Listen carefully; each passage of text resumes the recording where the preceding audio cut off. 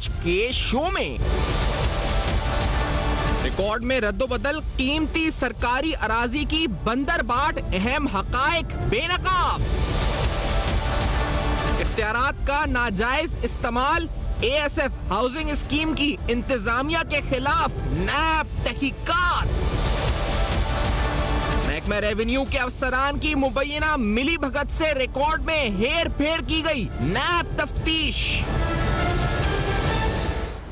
अस्सलाम वालेकुम। बस पर्दा हकायक सनसनी खेज इंकशाफात प्रोग्राम बेनकाब में हूँ आपके साथ सफ़ान खान। नाज़रीन, ज़मीनों की बंदरबाट के हवाले से स्पेसिफिकली जब भी ज़मीनों से पहले जब भी हम बात करते हैं इस मुल्क में करप्शन की, तो हम ये बताते हैं आपको कि किस तरीके से जो उस पर मुख्तलिफ अफराद अपने ओहदों पर रहते हुए अपने इख्तियारात का नाजायज़ इस्तेमाल करते हैं। इस इख्तियारात के नाजायज़ इस्तेमाल में मुख्तलिफ चीज़ें होती हैं। एक तो ये होता है कि इलीगल ट्रांसफ़र पोस्टिंग्स होती हैं, यानी गैर कानूनी तौर पर आप नौकरियाँ बेच देते हैं, जिससे आप इस पर अपने जो वसाइल हैं, अपनी जो इस वक्त इख्तियारात हैं, उसका नाजायज़ इस्तेमाल करते हुए कौमी ख़जाने को नुकसान पहुंचाते हैं। दूसरी अहम सूरत ये होती है कि आप जैसे बोर्ड ऑफ रेवेन्यू में हैं या फिर आप मिसाल के तौर पे लैंड रिकॉर्ड्स चेंज कर सकते हैं, तो आप सरकारी अराजी पर कब्जा करें गठजोड़ के साथ, और उस गठजोड़ के अंदर यकीनी तौर पर कुछ प्राइवेट इंडिविजुअल्स भी शामिल होते हैं, कुछ बिल्डर्स भी शामिल होते हैं, बोर्ड ऑफ रेवेन्यू के अपने अफसरान भी शामिल होते हैं, फिर DC लेवल के लोग भी शामिल होते हैं, और इसके साथ साथ यकीनी तौर पर कहीं ना कहीं सियासी पुष्पनाई भी पूरे मामले में शामिल होती है। और इस तरीके से हम आपको बताते रहे कि तकरीबन 2019 में नैब कराची ने सिर्फ तकरीबन जमीनों के मामले में 702 अरब रुपए की रिकवरीज की थी, और ये जो हजारों एकड़ की अराजी है जो अलॉटमेंट हुई, जिसको कैंसिल करा, उसके अलावा अलग रिकवरीज हैं जो मुसलसल हम देखते हैं कि नैब अपनी इन्वेस्टिगेशंस में तफसीलात की सूरत में हमारे सामने रखता रहता है। अब मामला ये है कि ये होता किस तरीके से, ये इसको अंडरस्टैंड करना बड़ा जरूरी है, क्योंकि मेरे सामने इस वक्त एक केस रखा हुआ है जो आज है, जो हम आपको बताएंगे, लेकिन उससे कबल आपको बताएं कि इसका पस मंजर ये होता काम किस तरह से। यानी एक बेल पिटीशन है मेरे सामने जिसको डिसमिस किया गया था, जिस मुल्जिम का नाम है हनीफ लालानी, जो इस केस में भी शामिल है, जिसको मैं आज डिस्कस करूंगा। तो यहाँ पर जिक्र हुआ इस पूरे फैसले के अंदर, अगर आप पढ़ें तो उसमें लिखा है जी किस तरीके से पहले 731 एकड़ की एक जमीन एक इस वक्त सोसाइटी को बेची गई।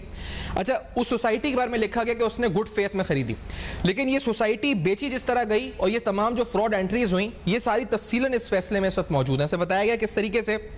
साल 2015 में तकरीबन एक जो फाइल बनाई गई 500 गज की बनाई गई, और 300 फाइलें एक आदमी को, 373 एक आदमी को, और 402 फाइलें एक आदमी को। इस तरीके से तकरीबन 731 एकड़ की ज़मीन, और ये ज़मीन मौजूद थी इस वक्त थाना बोला खान जामशोरो, जिसको आप कह सकते हैं जामशोरो में। और ये पूरा जो मामला हुआ इस तरह हुआ कि पहले फेक बैंक अकाउंट्स बनाए गए, फिर उन बैंक अकाउंट्स का इस्तेमाल तरीके से हुआ, इसी तरह से ज़मीनों के रिकॉर्ड में रद्दोबदल करके फेक एंट्रीज की गई, यानी फेक अफराद, यानी ऐसे अफराद जो कि जालसाज या जाली थे, जिनका नाम ही नहीं एग्जिस्ट करता था, उनके नाम के ऊपर ज़मीनों का रिकॉर्ड रद्दोबदल किया गया, फिर उन ज़मीनों को आगे बेचा गया, और ये पूरा जो मामला था तकरीबन अरबों रुपए का था। और आज भी जो मैं आपके सामने रख रहा हूँ मुबैना तौर पर यह मामला भी तकरीबन सिमिलर ही है, जहाँ पर इलाका भी आप कहें तो जामशोरो का ही लगता है। आपके सामने एक नैब का नोटिस रखते हैं जो नैब ने जारी किया है फरवरी 2021 में, कुछ दिन कबल। इसमें DG7 डेवलपमेंट अथॉरिटी को नैब की तरफ से ये कहा गया है, जो डायरेक्ट किया गया है कि एक इन्वेस्टिगेशन नैब कर रहा है, एक इंक्वायरी कर रहा है नैब, जो कि अभी इंक्वायरी स्टेज में है, against officers and officials of revenue department थाना बोला खान जामशोरो। जिस तरह मैंने कहा कि ये वही जमीन थाना बोला खान जामशोरो जहाँ का मैं अभी आपको 731 एकड़ का जिक्र कर रहा हूँ, उसी जगह पे मोहम्मद हनीफ लालानी, ये वही नाम है जो इससे कबल भी गिरफ्तार हो चुका है स्कैम में 731 एकड़ के, और इसके साथ साथ management of ASF housing scheme and others regarding forgery in the revenue record, यानी रेवेन्यू रिकॉर्ड के अंदर रद्दोबदल कर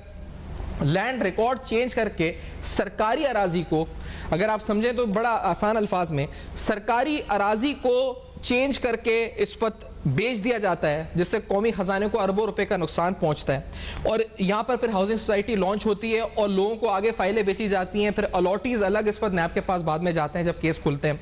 तो ये नैब की जो इंक्वायरी है, इसके अंदर नैब ने तलब किया कि आप डिप्टी डायरेक्टर जो भी हैं इस पर DG7 डेवलपमेंट अथॉरिटी के, उनको अपेयर होने को कहा, जो कंबाइंड इन्वेस्टिगेशन टीम है उनके आगे। जो तफसीलात तलब की गई उसमें लेआउट प्लान,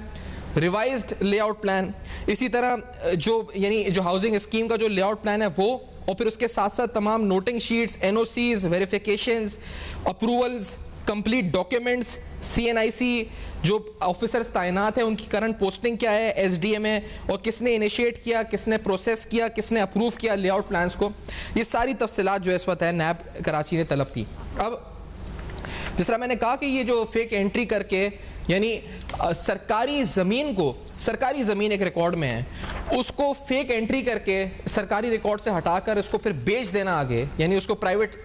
लैंड बना के प्राइवेट तरीके से बेच देना, इससे अरबों खरबों रुपए का नुकसान कौमी खजाने को पहुंचता है। ये हनीफ लालानी 731 एकड़ की ज़मीन पहले इस तरह काम कर चुका था, और अब जो नैब की इंक्वायरी आई है वो ASF हाउसिंग स्कीम के हवाले से आई है। ये ASF सिटी की बात हो रही है नाज़रीन। हमने ASF की जो इंतजामिया है, क्योंकि हो सकता है कि इन्होंने भी गुड फेथ में खरीदा, जैसे इससे कबल मैं जिस सोसाइटी का बता रहा हूँ उन्होंने गुड फेथ में बाकायदा कोर्ट ऑर्डर में लिखा है जी कि they have apparently bought this in good faith. लेकिन हमने ASF हाउसिंग सोसाइटी के हवाले से जो उनके मुतालिकीन है, जो उनकी मैनेजमेंट है, उनको ईमेल भी किया है, उनको कोरियर भी किया है, एक सवालनामा भेजा है कि आप इस सिलसिले में हमें बताएं, क्योंकि आपकी स्कीम है जिसमें जो करते हैं ASF सिटी, उसमें कई सौ कई सैकड़ों अलॉटीज हो सकते हैं, और इस पूरी तफसीलात जो हमारे सामने आई है इस पर आप क्या नुक्ता नज़र रखते हैं। जो ईमेल है जो हमने कोरियर किए हैं वो सारे स्क्रीनशॉट्स अपनी स्क्रीन पे देख रहे हैं। जो नैब का लेटर है उसकी तफसीलात भी आपको बताते हैं। जो नैब के लेटर है उसमें लिखा गया जी कि इस पर, जिस तरह मैंने कहा कि तालका थाना बोला खान जामशोरों में रिकॉर्ड जो है वो रद्दोबदल किया गया, सरकारी अराजी को प्राइवेट अराजी जाहिर किया गया, इख्तियारात का नाजायज़ इस्तेमाल जो शिक लगाई गई, गैर कानूनी तौर पर अराजी रिकॉर्ड में रद्दोबदल किया गया, अराजी ट्रांसफ़र और फरोख्त की गई, और DG 7 authority Hyderabad toll plaza को नैब ने यह खत अरसाल किया। महकमा रेवेन्यू के अफसरान की मुबैना मिली भगत से रिकॉर्ड में हेरा फेरी की गई। नैब तफ्तीश में यह बात सामने आई। मजीद तफ्तीश के लिए 7 डेवलपमेंट अथॉरिटी के डिप्टी डायरेक्टर को नैब दफ्तर में पेश होने की दरख्वास्त की गई। ASF हाउसिंग स्कीम की इंतजामिया के खिलाफ भी नैब तहकीकात है, क्योंकि सब्जेक्ट यही है इंक्वायरी का कि ये किस तरह मामला हुआ, और एहलकारों को ASF हाउसिंग स्कीम से मुतालिक दस्तावेजात के हमरा ये 4 फरवरी को नैब कराची में जो है तलब किया गया था। छानबीन के लिए आउट प्लान यानी लेआउट प्लान,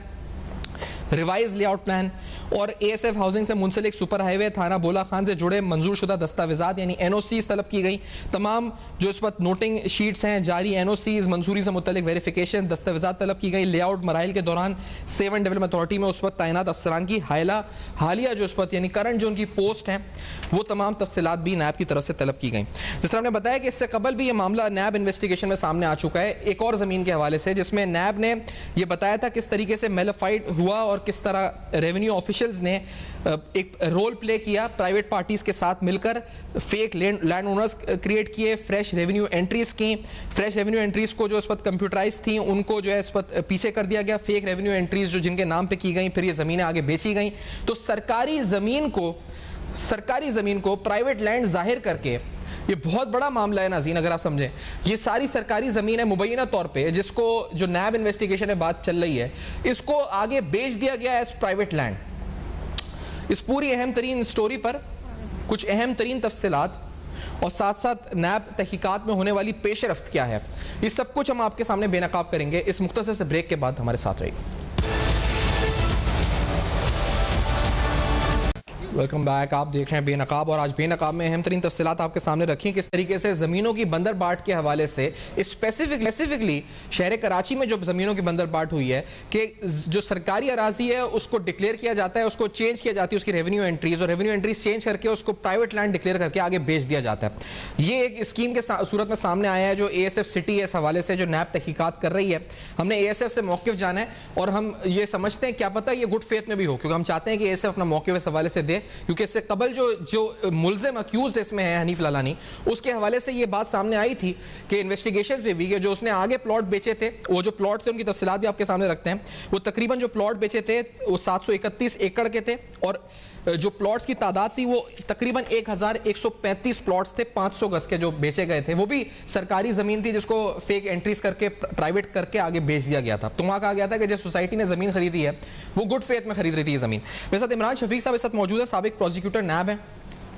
इमरान साहब इस तरह से सब सामने आते हैं, इसमें जो ये आप समझते हैं किस तरह से केसेस को, हम जो समझते हैं इसमें गठजोड़ होता है, इसमें एक प्राइवेट पार्टी होती है, बोर्ड ऑफ रेवेन्यू के ऑफिशियल्स होते हैं, DC जो रेलेवेंट होते हैं ज़मीनों के जो लैंड रजिस्ट्री देखते हैं वो होते हैं, और ये सब मिलके ये पूरा काम करते हैं। What is your experience on this Imran Shafi साहब? जी फरमाया, ऐसा मुमकिन नहीं है कि सरकारी अराजी को प्राइवेट अराजी के तौर पर बेचा जाए और उसमें महकमा माल के रजिस्ट्रार ऑफिस के लोग जो है वो शामिल ना हो। ऐसा कोई भी काम, कोई भी जुर्म जो है वो सरकार के आला सतह के और निचले तबके के एहलकारों की तो उनकी मिलीभगत के बगैर नहीं हो सकता। वो उस जुर्म में शामिल हुआ करते हैं, बल्कि उस जुर्म को उनके बगैर मुकम्मल ही नहीं किया जा सकता। और मिस यूज ऑफ अथॉरिटी का और करप्शन का जो चार्ज है वो उन्हीं अफसरान पर लगा करता है, क्योंकि दूसरी पार्टी जो है जो वो तो बेनिफिशियरी हुआ करती है इस तरह की ट्रांजेक्शन की। तो वो सिर्फ माल लगाते हैं और उस माल की बुनियाद पर जो है वो कागजात में रद्द बदल के लिए उनसे रिक्वेस्ट करते हैं। बाकी काम तो सारा वो महकमा माल का अमला सर अंजाम दिया करता है। और पाकिस्तान के साथ बदकिस्मती से जो है वो ये खिलवाड़ जो है वो अरसा दराज से चला जा रहा है। और यकीनन ये एक कोई छोटा जुर्म नहीं है, ये बहुत बड़ा जुर्म है। आपने बिल्कुल वजह फरमाया। और इस तरह के जराइम पेशा अनासिर को देखें, ये सबसे बड़ी इमानत है सरकारी मुलाजमान के पास, जो सरकार की अराजी है उसका एक एक इंच की हिफाजत करना और उसको किसी तरीके से भी करप्शन के नतीजे में किसी दूसरे को फराहम कर देना, ये पाकिस्तान की अवाम की अराजी है, पाकिस्तान की अवाम का माल और पैसा है। और इसमें जो लोग इस तरह के जराइम के सरदर्द होता है जिनसे, यकीनन वो सख्त सजा के जो हकदार हैं। और नैब को इसकी जबरदस्त किस्म की तफ्तीश करनी चाहिए और इसके हर पहलू को बिल्कुल बेनकाब करना चाहिए। इस हाल में जैसे मिसाल के तौर पे ये सोसाइटी है जो आगे बेच देती है आगे प्लॉट, तो इसमें जो लोगों का पैसा लग जाता है, जो आगे प्लॉट खरीद लेते हैं, उनका स्टेटस क्या होता है? और जिसने ये बना के जमीन सोसाइटी ली वो भी इस वक्त कह सकते हैं जी गुड फेथ में ले सकता है, तो उनका स्टेटस क्या होता है नैब के केस में? अगर प्ली बार्गेन भी होता है मिसाल के तौर पर, तो क्या उनका स्टेटस क्या होता है इस पूरी सूरत हाल में लीगली? देखिए, जो सरकारी अराजी है वो तो बेसिकली गवर्नमेंट ऑफ पाकिस्तान की है। अगर गवर्नमेंट ऑफ पाकिस्तान की जो कॉम्पिटेंट अथॉरिटीज हैं उन्होंने उस अराजी को ट्रांसफर नहीं किया और गैर कानूनी तौर पर अगर वो सारी की सारी अराजियां ट्रांसफर हो रही हैं, तो एक गैर कानूनी ट्रांजैक्शन के नतीजे में अगर आप और जो एक जालसाजी और मिली भगत के नतीजे में ट्रांजैक्शन हुई है, अगर कुछ सोसाइटी बन भी जाती है और उसके नतीजे में लोग चीजें खरीद भी लेते हैं, तो बहरहाल इसमें दो तीन और चीजें देखने वाली हैं। वो ये है कि अगर सोसाइटी बनी है तो वो सोसाइटी जो है वो एनओसी के बगैर कैसे बन गई, और उसको एनओसी किस महकमे ने दिया?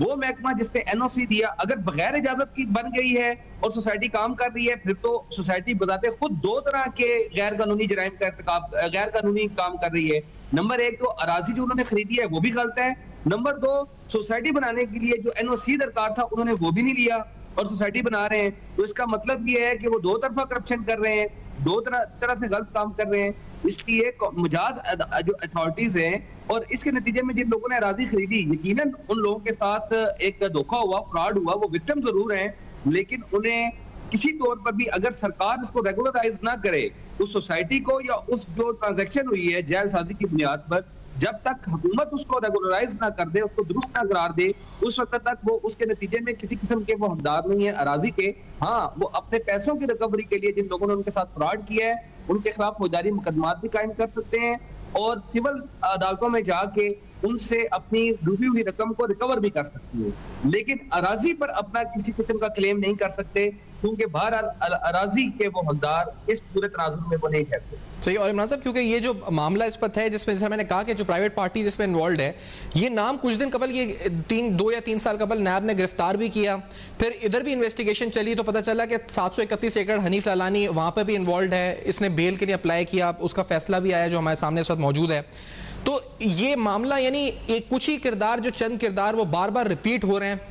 तो नैब डिटरेंस किस तरह इस वक्त क्रिएट कर रहा है? ये बड़ा इंपॉर्टेंट सवाल है, आप इस वक्त ये इसका बताएं, क्योंकि अगर वही officials despite being involve, despite being arrested, फिर दोबारा से उसी तरह का क्राइम दोबारा करते हैं, तो इसका मतलब डिटरेंस तो नहीं हो रही इस वक्त कहीं भी। देखिए, इस पर्टिकुलर केस के बारे में तो मैं ज्यादा आगाह नहीं हूँ, इसलिए मैं इस पर बात नहीं कर सकता, लेकिन जो आपका सवाल है जनरल नोयत का, वो ये है कि नैब इन मामलात में डेटर्स क्यों नहीं क्रिएट कर पा रहा। देखें, डेटर्स क्रिएट करने के लिए अब जो बात है वो ये है कि जब तक कानून के सामने सारे बराबर नहीं होंगे उस वक्त तक मामला डेटर्स क्रिएट नहीं हो सकती। अब कानून के कुछ सोसाइटियां तो पाकिस्तान में सब जानते हैं वो मौजूद हैं, बड़ी बड़ी सोसाइटियां मौजूद हैं जो गैर कानूनी तौर पर जो है वो बनी और वो बढ़ती चली गई, और फिर वो बाद में रेगुलराइज भी हो गई। एक तरफ ये और नैब बहुत सी सोसाइटियां हैं जिन पर नैब हाथ भी नहीं लगाता और वो सोसाइटियां अपना काम करती चली जाती हैं, लेकिन कुछ सोसाइटियां हैं जिन पर नैब हाथ भी लगाता है। यहाँ आ जाता है डिस्क्रिमिनेशन का, यानी जो जितना बड़ा है अगर वो चोरी करे तो वो उसको आप रेगुलराइज कर देंगे, और जो छोटा है चोर है उसको आप कानून के किनारे में लेकर आएंगे। तो इससे कानून का एहतराम भी नहीं पैदा होता और डेटर्स भी नहीं पैदा होती, क्योंकि लोग ये जानते हैं जब आप बड़े केसों में आप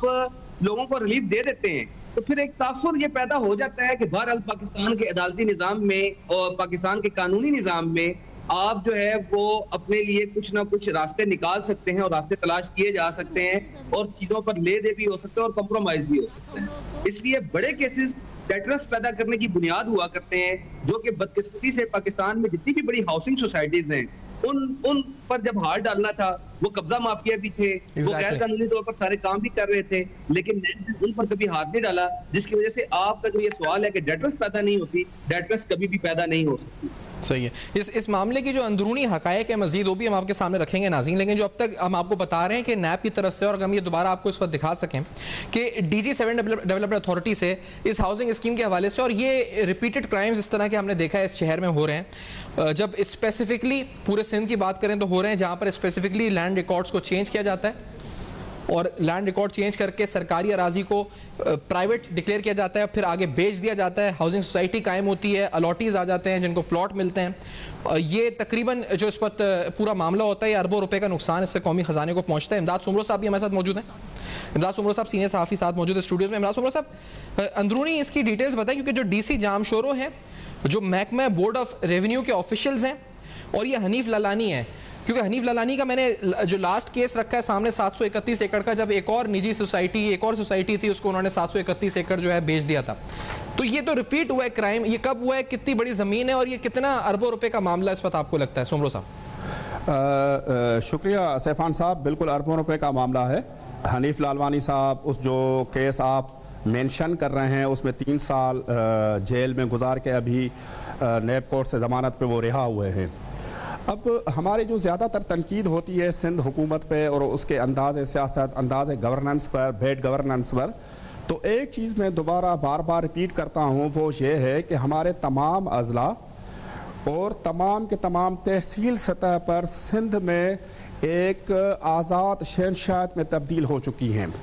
वहाँ पर एक शहनशाह होता है और उसके अंडर में पुलिस ऑफिसर काम करते हैं, उसके अंडर में रेवेन्यू डिपार्टमेंट काम करता है, या ज़िले पे एक बड़ा शहनशाह होता है, उसकी शहनशाहत होती है, उसके अंडर में SSP DC काम करते हैं और तमाम सिंध हुकूमत और स्टेट की सारी मिशनरी उसके अंडर में होती है। जामशोरे का मामला, ज़िले जामशोरे का मामला, जो CM सिंध सैयद मुराद अली शाह का ज़िला है, वहाँ पर थोड़ा सा फ़र्क है। कमो पेश तो सूरत हाल वही है जो पूरे सिंध में है, लेकिन जामशोरे में थोड़ी सूरत हाल इस तरह तब्दील है कि सबसे पहले वहाँ पर जो किंग ऑफ कोहिस्तान कहलाते थे मलक असद सिकंदर, जो वहाँ पर MNA भी होते हैं, आजकल वो वहाँ पर कोटरी के वो MPA हैं, पीपल्स पार्टी से ताल्लुक़ है, आज़ाद मुंतखब हुए थे और अब वो पीपल्स पार्टी का हिस्सा है। ज़्यादातर वो पीपल्स पार्टी का हिस्सा रहे हैं। मुशर्रफ के दौर में वो मुशर्रफ के साथ मिल गए थे और सूबाई वज़ीर भी रहे थे। अब मामला ये आता है कि वो किंग ऑफ कोहिस्तान, वहाँ पर यह होता था कि अगर कोटरी में, थाना बुला खान में, थाना अहमद खान में आपकी ज़ाती मिल्कियत भी है और आप उस पर तमीरात कराना चाहें या उस पर उसका अगर आप सेल करना चाहें, सेल सर्टिफिकेट, तो जब तक आप उनको मुतमैन नहीं करेंगे, मुतमैन का मतलब यह है कि उनका भत्ता कह लें, रुश्वत कह लें, किंग ऑफ कोहिस्तान मलक असद सिकंदर को नहीं देंगे, उस वक्त तक आप कुछ भी नहीं कर सकते। DC ऑफिस उनके अंडर में होता था, SSP उनके अंडर में होता था। अब सूरत हाल थोड़ी तब्दील हुई है, वहाँ पर एक और मलक साहब आ गए हैं जो एक बड़ी निजी हाउसिंग सोसाइटी के मालिक हैं। अब जामशोरो ज़िला जो है अमली तौर पर दूसरे जो किंग हैं हाउसिंग सोसाइटी के, एक निजी हाउसिंग सोसाइटी के मालिक हैं, उनके अंडर में है। DC जो है कैप्टन फरीद, वो नाम का स्टेट का मुलाजिम है, सिंध हुकूमत का मुलाजिम है या बोर्ड ऑफ रेवेन्यू के अंडर में आता है, लेकिन वो अमली तौर पर जो मुलाजिम है उसी निजी हाउसिंग सोसाइटी के हैं।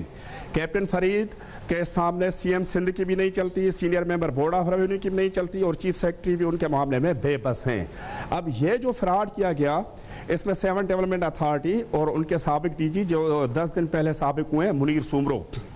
जो 10 साल पहले सुप्रीम कोर्ट का हुक्म आया था कि इनको हटाया जाए, इनकी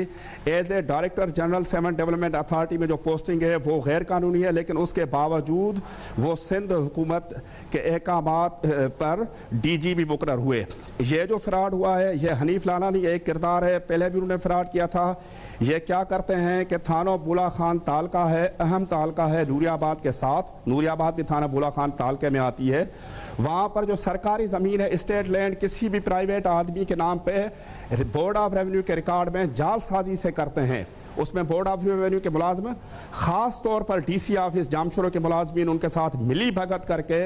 और फिर वो ज़मीन आगे भेज देते हैं। पहले उन्होंने DHS सिटी को भेजी, अब ASF हाउसिंग सोसाइटी को भेजी है। सही, एक ब्रेक की तरफ बढ़ते हैं इमदाद उमर साहब, क्योंकि बड़ी अहम तरीन तफसीलात है नाज़रीन जो हम आपके सामने रख रहे हैं आज प्रोग्राम में, कि किस तरह ज़मीनों को इस वक्त बंदरबाट हो रही है सूबे सिंध में फेक एंट्रीज़ के जरिए, फेक यानी जाली एंट्रीज़ के जरिए सरकारी ज़मीन बेच दी जाती है हाउसिंग सोसाइटीज़ को, जिस पर सोसाइटीज़ बन जाती हैं, अलॉटीज़ आ जाते हैं, और ये इसमें अरबों खरबों रुपए का नुकसान कौमी खजाने को पहुंचता है। मजीद डिटेल्स इस स्पेसिफिक सोसाइटी के बारे में भी और इन केसेस पे इस ब्रेक के बाद हमारे साथ रहेगा।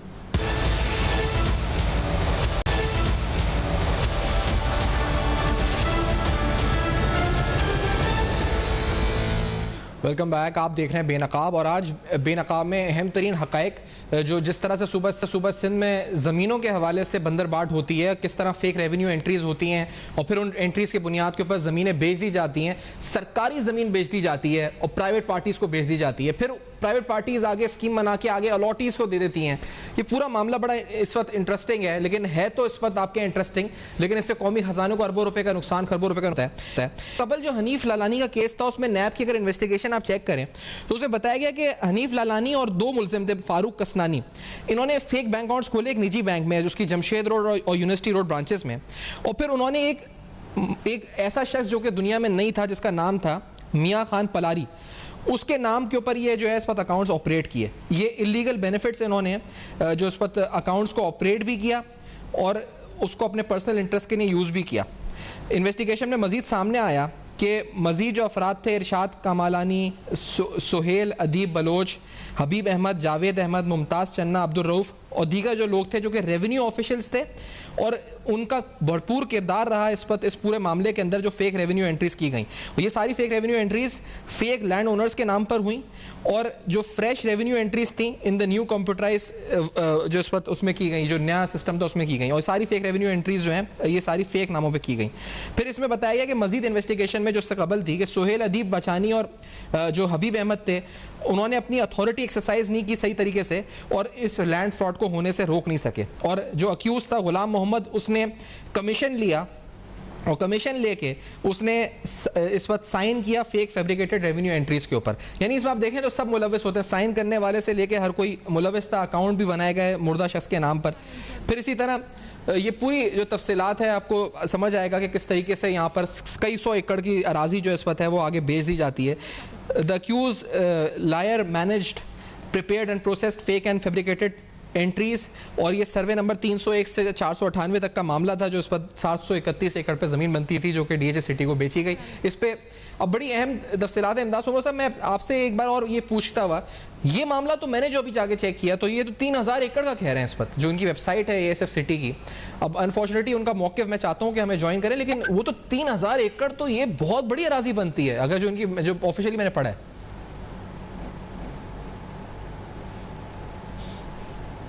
इमदाद साहब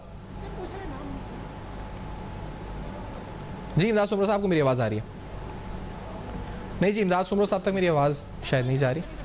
जी। इमरान शफीक साहब, आपकी तरफ आना चाहूँगा कि ये जो पूरा मामला है जिस तरह से हमने बताया कि तफसीलन होता है, ये तो हज़ारों एकड़ पर मुहित इस वक्त बंदरबाट है, हज़ारों एकड़ पर मुहित है ये, और ये चल रहा है सुबह से में। जिस तरह अभी इमदाद बता रहे थे कि हर DC अपने अंदर एक इस वक्त स्टेट बन चुका है, ना वो CM से बढ़कर है, वो हर इस वक्त रेवेन्यू ऑफिशियल बढ़कर हो चुका है। ये इसको किस तरह ख़त्म कर सकते हैं इस निज़ाम को, इमरान शफीक साहब? देखिए, इस वक्त जो सिंध से केसेस प्रॉपर्टी के सामने आ रहे हैं जी, वो तो सूरत हाल बहुत गंभीर और बहुत खतरनाक है। यानी सबसे ज्यादा केसेस जो अभी पिछले दिनों में मैं देख रहा हूँ वो सारे के सारे बड़े बड़े जो मेगा लैंड स्कैम हैं पाकिस्तान के, बड़ी बड़ी हजारों कनाल अराजी जो है वो सिंध में नजर आ रही है। ये जितनी अराजी ट्रांसफर होती है, ये सारी की सारी हाई ब्यूरोक्रेसी जो है वो इसमें शामिल होती है।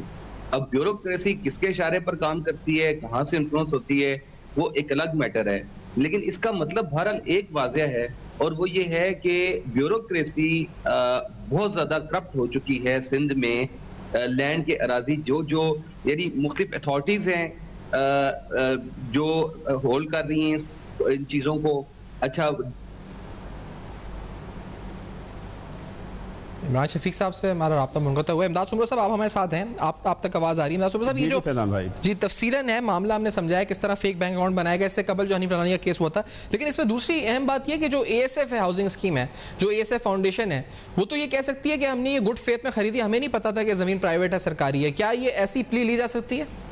ये प्ली एक तरह से लेम एक्सक्यूज़ है, क्योंकि आप अगर 120 गज का एक प्लाट लेते हैं ना अपने घर के लिए, तो उसकी सारी आप तहकीकात करते हैं, उसकी वेरिफिकेशंस करते हैं, तो इनको वेरिफिकेशन के मरहले से गुजरना चाहिए था। इतनी बड़ी ऑर्गेनाइजेशन है, इतने बड़े उनके वसाइल हैं, इतना बड़ा स्टाफ है उनका, तो उन्होंने वेरीफाई किए बगैर यह ज़मीन क्यों ली? इसका आसान सा जवाब यह है कि उनको मार्केट रेट से कौड़ियों के मोल ये ज़मीन मिली होगी। अब जिस तरह आपने फरमाया कि सरकारी ख़जाने को अरबों रुपए का नुकसान, सिर्फ सरकारी ख़जाने को अरबों रुपए का नुकसान नहीं हुआ है इसमें सैफान भाई जी। उसके अलावा एक एकड़ में तकरीबन 200 प्लाट निकलते हैं, तकरीबन 200-250 प्लाट निकलते हैं,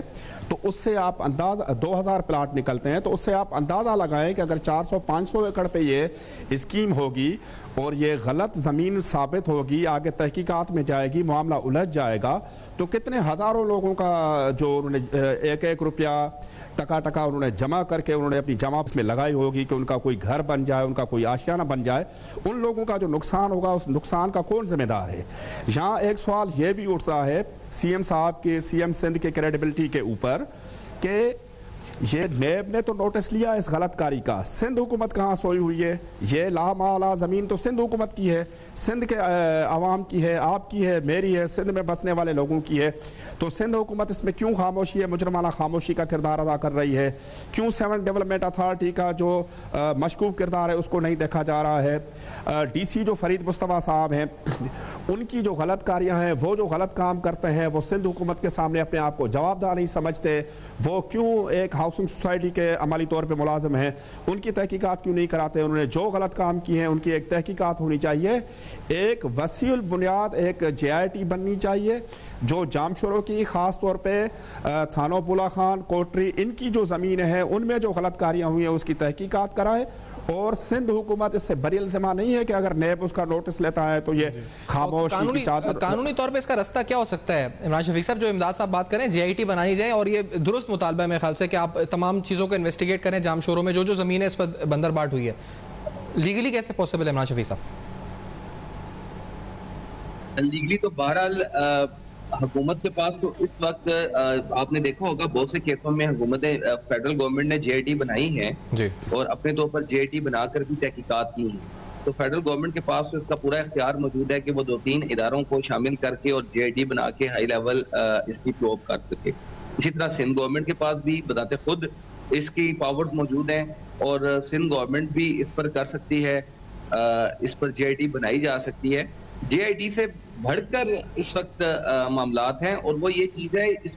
पर सिंध गवर्नमेंट को बड़े संजीदा तौर पर देखना होगा। ये सिर्फ एक जाम शोर नहीं है, आपके मुख्तलिफ प्रोग्रामात में देखता रहता हूँ और उन प्रोग्रामों में आप बहुत से कराची से लेकर पूरे सिंध में ये एक वबा के तौर पर, एक मर्ज के तौर पर फैला हुआ है कि जहाँ कहीं भी कीमती अराजी नजर आती है और वह सरकार की है तो उसका कोई वाली वारिस नहीं।